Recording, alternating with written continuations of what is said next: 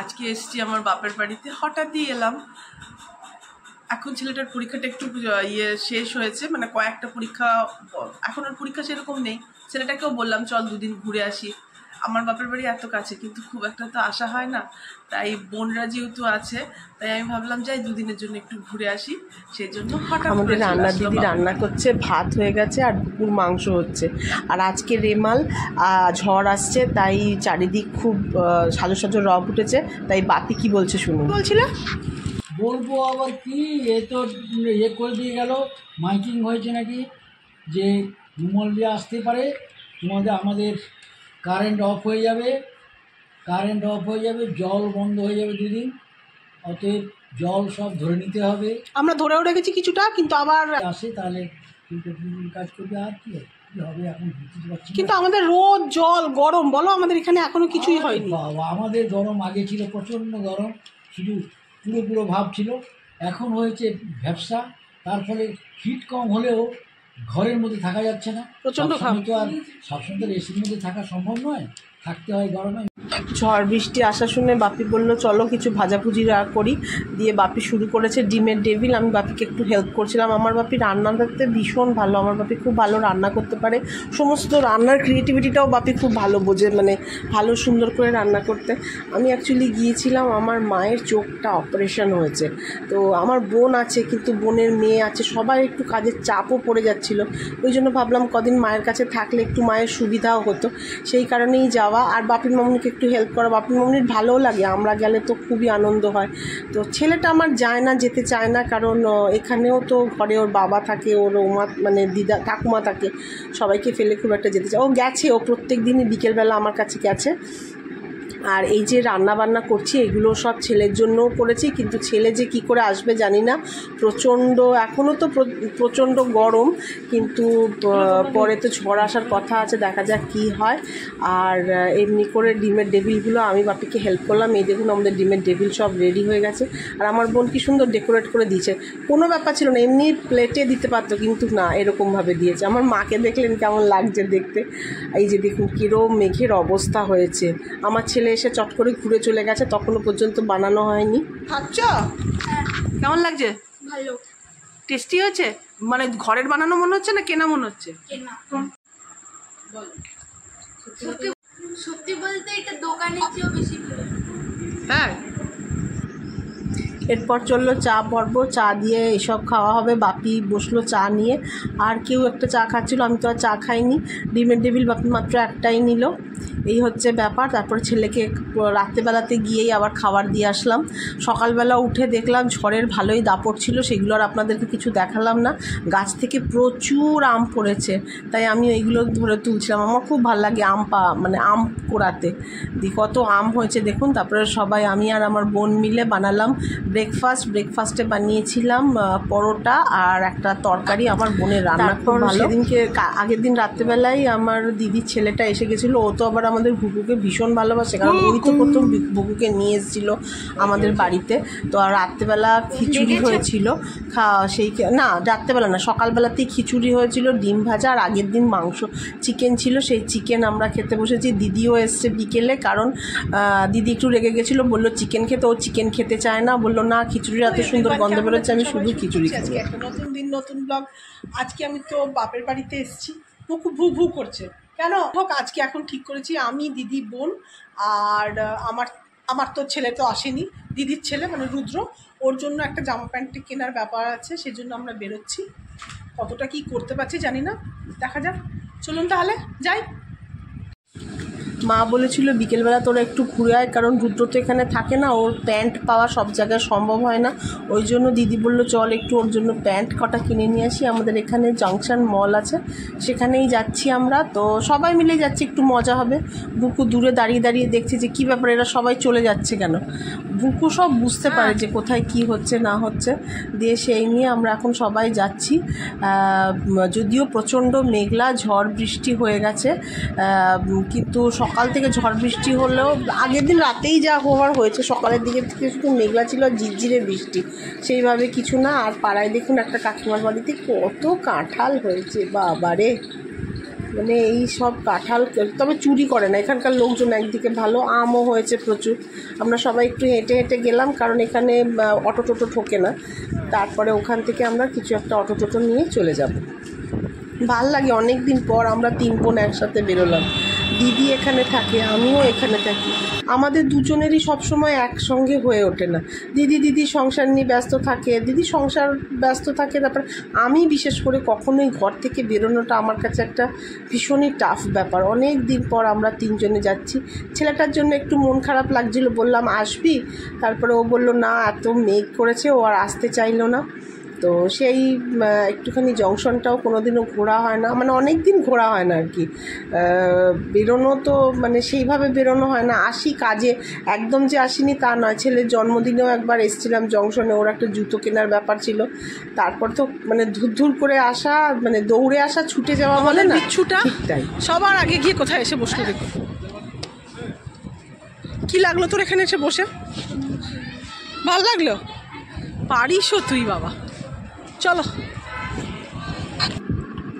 যাই হোক, আমরা জংশন মলে এন্টার করলাম।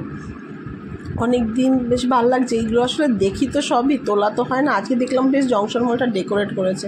এখানে আবার একটা নতুন শপও খুলেছে, পুরো রূপোর দোকান। ভাবছি এটা একবার একদিন ভিজিট করবো, দেখা যাক যেতে পারি কি না। আগে কাজগুলো সারি, কারণ কাজগুলো বলতে ওই ছেলেটার, বড় ছেলেটার মানে দিদির ছেলেটার আর কি জামা প্যান্ট কেনার ব্যাপার আছে, ওরটা আগে কিনে নিয়ে তারপরে আমরা একটুখানি ঘুরবো ফিরবো। তো যেতে যেতেই দেখলাম এখানে বেশ নেকলেসের অনেক কালেকশনস আছে, দেখতে খুব ভাল লাগে। কিনি আর না কিনি, পরি আর না পরি, দেখতে মানে আমার সত্যি বলছি এগুলো দেখতে খুব ভাল লাগে। তারপরে পাশে কতগুলো শোপিস ছিল, সেগুলো ভাবছিলাম একটা কিনবো, ভেবেছিলাম যে কিনবই, কিন্তু ব্যাপারটা কী হলো বলুন তো, ওই দিকটাতে চলে গেলাম ছেলেটার জন্য, আর এদিকে ফিরে এসে যাওয়া হলো না। তো যাই হোক, আমরা প্রথমে শপার স্টপে গেলাম, শপার স্টপ থেকে কিনছি। এখানে এবার 2 ভাই বোনের মজা দেখুন। আমার বোনের মেয়েটার না একটু ফোবিয়া আছে ওই এসকেলেটারে চাপার জন্য। সেই রুদ্রকে সমানে শেখাচ্ছে, কেন এত ভয় পাচ্ছিস, মানে ওরা দাদারা সব বোনকে ভীষণ ভালোবাসে। দিয়ে তারপরে অনেক কষ্ট করে ওকে বুঝিয়ে সুঝিয়ে তারপরে ওকে নিয়ে আসছে। তো আমি ওই মজা দেখছিলাম, তাও খুব রেগে যাচ্ছিলো, না তুমি ভিডিও করবে না, না তুমি ভিডিও করবে না বলছিল। আমি বললাম করি বাবা, দেখ কত সুন্দর লাগছে। তারপরে বলছে যে না, আসলে সবার কারোর না কারোর তো ফোবিয়া থাকে না কিছু না কিছুতে। সেটা হচ্ছে ওর এসকেলেটারের ফোবিয়া আছে, কেন জানি না ও এসকেলেটার চাপতে ভয় পায়। অথচ ও সবসময় মেট্রোপলিটন সিটিগুলো, জন্মের পর থেকেই সমস্ত মেট্রোপলিটন সিটিগুলোতে থেকেছে, সব বড় বড় জায়গায় ওকে যেতে হয়েছে, এসকেলেটার ওকে ইউজ করতেই হয়েছে। কিন্তু এত বড় হয়েও যে এসকেলেটারকে কেন ভয় পায় আমরা বুঝতে পারি না। থাকে এক একজনের ফোবিয়া, বুঝতে পারি না কেন এই ব্যাপারটা। যাই হোক, ঠিক হয়ে যাবে নিশ্চয়ই একসময়। ওকে কাউকে একটু হেল্প করতে হয় ওকে, তারপরও আস্তে আস্তে পারে।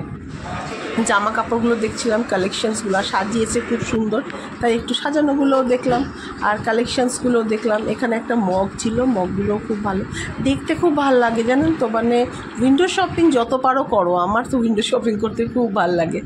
আর এই জিনিসটা না খুব সুন্দর ব্যাপার, দেখুন টেরাকোটার প্লেটের ওপরে বার্নিশ করে দিয়ে তার উপরে রং দিয়েছে, খুব সূক্ষ্ম, মানে খুব যে আহামরি কিছু না, কিন্তু সাধারণ ব্যাপারটাকে কি সুন্দর করে সাজিয়েছে, আমাদের মাথাতেই আসে না।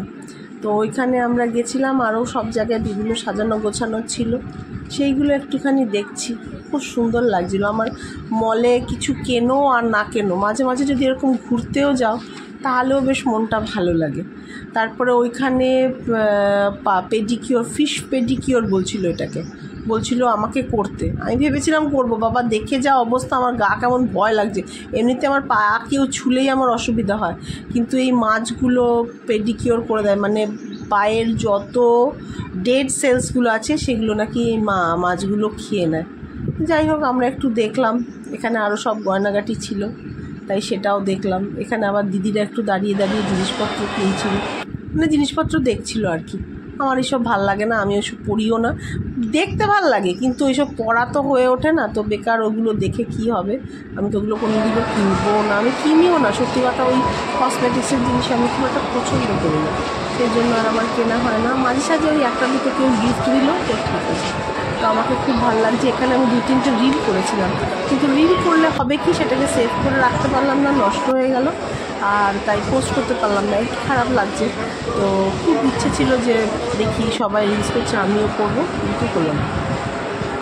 ঠিক আছে, failure is pillar of the success. একবার হয়নি আবার হবে, আবার হয়নি আবার হবে। আমি সত্যি কথা বলছি, কখনো না হেরে যাই না, মানে হেরে যাই কিন্তু থেমে যাই না। এখানে কতগুলো ম্যাশমেলো ছিল, ম্যাশমেলো চকলেটস ছিল, ওগুলো একটুখানি ক্যান্ডি টাইপ আর কি, ওগুলো একটুখানি কিনছিলাম। অনেক রকমের ম্যাশমেলো ছিল, ভালো লাগে, কিন্তু প্রচুর দাম, বাপরে বাপ। যাই হোক, বাচ্চাগুলো ছিল তো তাই বেশি করে একটুখানি কিনলাম, সবাই মিলে একটু এনজয় করব সেই জন্য।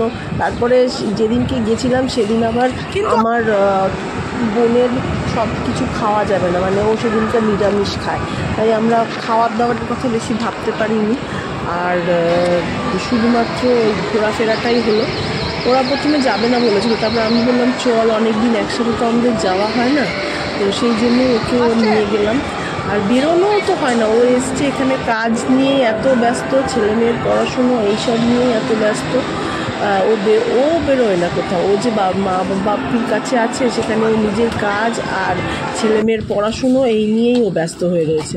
তাই বললাম চ, আমারও বেরোনো হয় না, তুই এসেও তোকে নিয়ে কোথাও যেতে পারছি না। ওর হাজব্যান্ড আবার চলে গেছে কর্মস্থলে। যাই হোক, দিয়ে আমরা ওইখানে একটুখানি কোল্ড কফি খেলাম, এটা তো নিরামিষের মধ্যেই পড়ে, সত্যি খুব সুন্দর ছিল। যদিও বাইরে এসে খেলাম, কারণ ভেতরেরগুলোর মধ্যে হয়তো কিছু মেশানো থাকবে। আমরা জিজ্ঞেস করেছিলাম ভেতরে একজনকে, বলল নিরামিষ, কিন্তু এরা বলল যে না, এটা জ্যান দোকান ছিল। জ্যান দোকানে তো আর পেঁয়াজ রসুনে মিলাবার কোনো জায়গাই নেই, তো ডিম তো ওরা কিছুতেই দেবে না। আমরা ভাবছিলাম যে ওই যে আইসক্রিমগুলো হয় না, আইসক্রিমগুলোর সময় অনেক সময় দেখা যায় যে একটু অনেক মানে কিছু নতুনভাবে ক্রিয়েটিভিটি করতে গেলে অনেকে ডিম দিয়ে দেয়। তাই বললাম কে জানে বাবা, যদি পুডিংয়ের মতো করে কিছু ব্যাপার থাকে, সেই জন্য আর আমরা ভেতরে না খেয়ে বাইরেই খেলাম। যদিও খুব সুন্দর ছিল দোকানটা। তারপর এই যে জামা কাপড় কেনা হলো, আর মায়ের চোখে অপারেশনের জন্য যাওয়া হয়েছিল বলে একটু ঘোরাও হলো। দুটো প্যান্ট আপনাদের এখানেই দেখিয়ে দিলাম, ওখানে আর ভালো করে হয়তো দেখানো যাবে না, কারণ ও আমাদেরকে ঘরে ছেড়েই ও দৌড়াবে, আবার বাড়ি চলে যাবে এখন, আবার কালকে আসবে। কেমন লাগলো ভিডিওটা অবশ্যই বলবেন, দেখা হবে একটা